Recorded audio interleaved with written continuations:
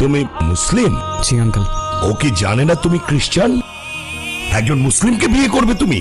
বাবা, আমি ইসলাম ধর্মে কনভার্ট হব। কি বললে? এখানে ওর কোনো দোষ নেই। ও যাই করছে সেটা শুধুমাত্র আমায় ভালোবেসে।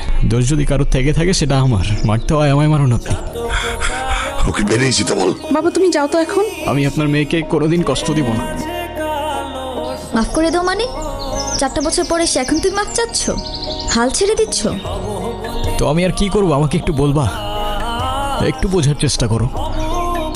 তোমার আর আমার ধর্মটা আলাদা জেনি। তোমার ফ্যামিলি কখনোই আমাদের সম্পর্কটা মেনে নেবে না।